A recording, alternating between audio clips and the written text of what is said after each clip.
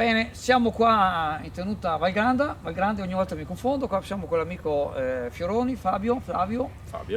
e sapete che questa zona è stata veramente oggetto da parte di come imprenditore agricolo, ma diciamo anche come attento studioso della biodiversità, ha fatto sempre un sacco di investimenti per quanto riguarda la natura, i laghi, abbiamo fatto tanti servizi qui altre volte e qualche volta, al di là di qualche stupidaggine che salta fuori ogni tanto, sorvoliamo, sui social, vabbè, lasciamo perdere, però ogni tanto abbiamo delle soddisfazioni anche importanti. Entro l'anno scorso abbiamo avuto il servizio sui, noi coyote, Sciacalli. sui sciacalli, I sciacalli, sì. il sciacallo dorato che hanno proprio si sono Si ambientati, sono, si sono sono ambientati, qui sì. praticamente, quindi è una dimostrazione che se si investe, se si fa la biodiversità, abbiamo anche qua le bestioline che stanno girando che non potete vedere.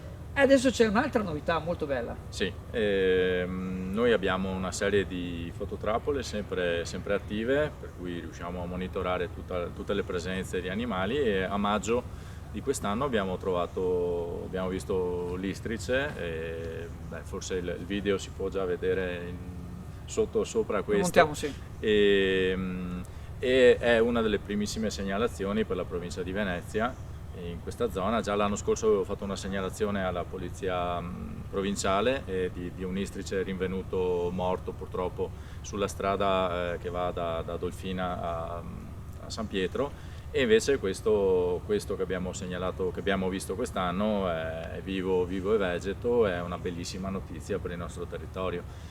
E volevo puntualizzare per chi ignora tante cose che sono tutti animali che vengono qui con le proprie zampe, non sono animali che vengono rilasciati, quindi sia gli sciacalli, il tasso che è presentissimo, e faremo degli altri servizi perché ho dei bellissimi video anche sui tassi, e l'istrice arrivano con i loro mezzi attraversando fiumi nei momenti in cui c'è più siccità, quindi l'acqua è più bassa, e sono delle presenze che si consolidano grazie a tutto il territorio, a tutto l'ambiente che abbiamo. In Val Grande ci sono oltre 50 ettari di boschi, 50 ettari di laghi, boschi. siepi. I laghi abbiamo visto tutti Ecco, qua. quindi Bellissimo. qualcuno dice che qui ci sono solo 4 rovi, ma purtroppo insomma sono persone che ignorano la realtà, e questi servizi e soprattutto il lavoro del laboratorio serve per far conoscere a Chioggia quanto più possibile la valenza ambientale di Val Grande.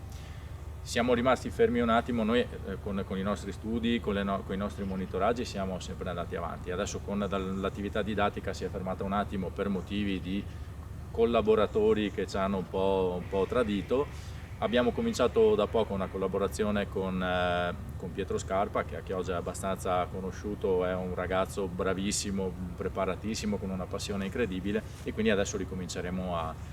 E noi siamo a disposizione per sponsorizzare questa attività perché ci teniamo, e anche noi per quanto riguarda l'ambiente siamo molto sensibili a queste cose qua. Abbiamo fatto un servizio che il giorno fa sembra una sciocchezza, ma sull'acqua invitiamo i cittadini a bere l'acqua di rubinetto, che è buona, che va bene. Esatto. Anche questa mattina ho visto un anziano con una bicicletta elettrica che caricava bottiglie, che faceva anche fatica a camminare con la bicicletta, per l'assurdità, la plastica, e quindi anche e soprattutto anche rispetto dell'ambiente. Anche venendo qua abbiamo visto purtroppo gli abbandoni, Sì. e quindi siamo ben felici di poter essere fin dall'inizio con te e quindi di continuare questa attività didattica e anche informativa.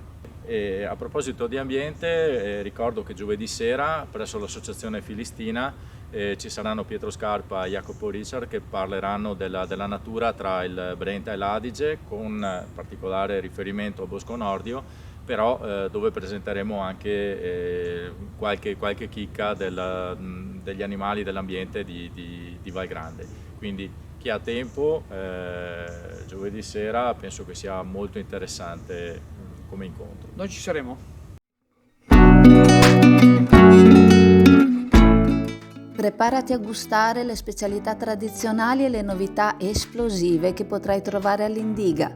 Gelato artigianale anche per l'asporto, per gustarlo in compagnia dove vuoi tu.